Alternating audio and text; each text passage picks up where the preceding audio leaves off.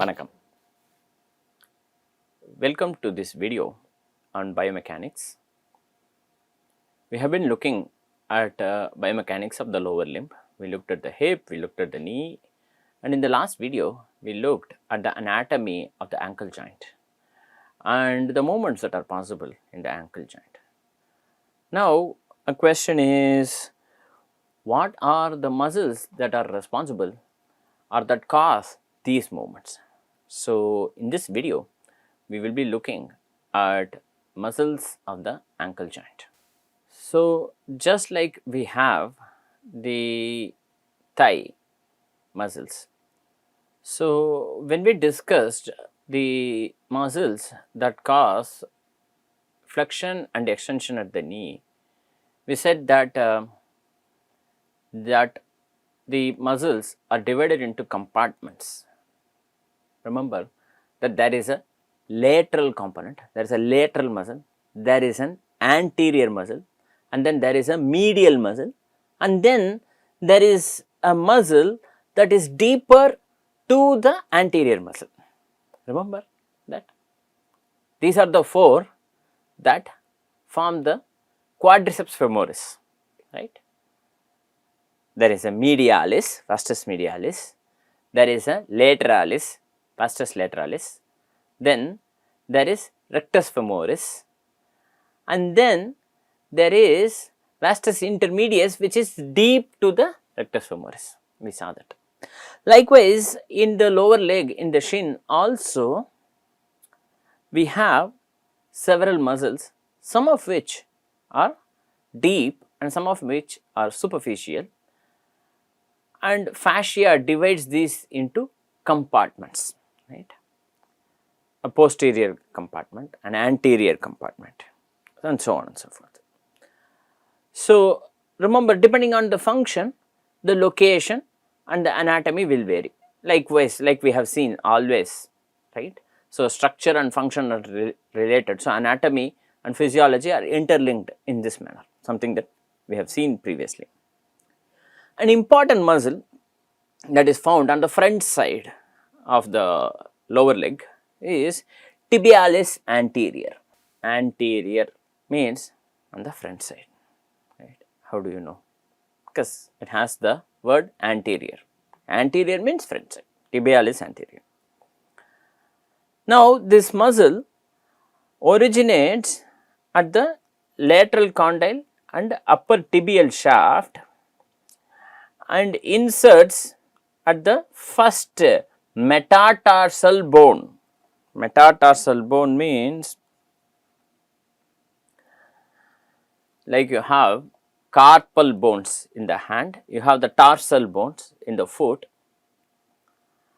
Like you have metacarpals, you have metatarsals, right? So this is the tibialis anterior, whose muscle belly is here, and this is where the tendon is beginning, and then the tendon is going through a relatively long, you see there are some ligaments and some structures through which it travels and quite a bit of distance, and then attaches at the first metatarsal. First metatarsal means it is the metatarsal bone of the big toe. First means for the thumb, index, middle, ring, and so on and so forth. First means thumb, second means index, third means middle, fourth means this, fifth means little, and so on.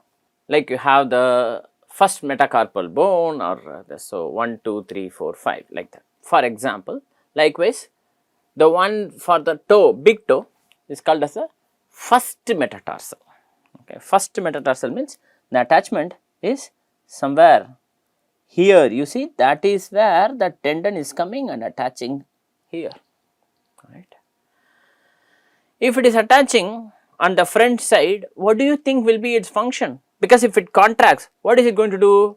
If this is the foot and if it is attaching at the thumb like this and it is pulling the thumb, then the foot is going to go up like this, which is called dorsiflexion, is it not? That is called dorsiflexion of the foot, or dorsiflexion that happens at the ankle joint. Okay.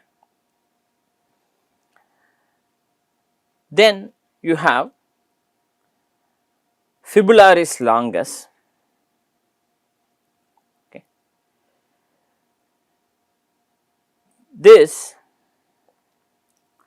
originates on the fibula. How do you know? The name is saying fibularis. The previous muscle said tibialis. So, it originates at the tibia and it attaches to the first metatarsal and medial cuneiform parts.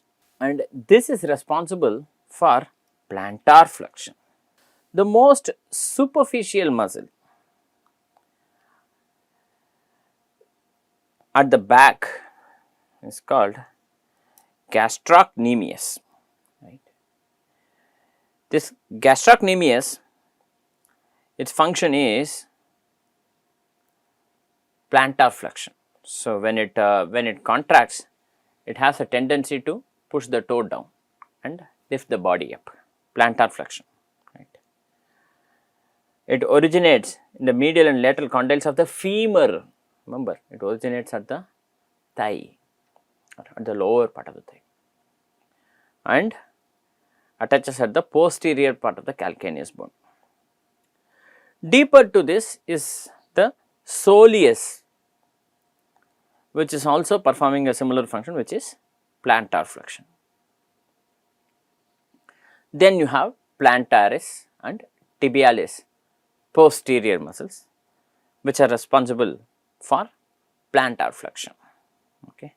The attachment is at various different points, and in the origin is at various different points, either at the femur or at the tibia and fibula, and the insertion is at the calcaneus or the calcaneus tendon or several tarsals and metatarsals, as the case may be. Some deep muscles that were not seen in the previous picture. So, here only the superficial muscles are shown. This is a medial, this is the medial head of the gastrocnemius that is cut and shown.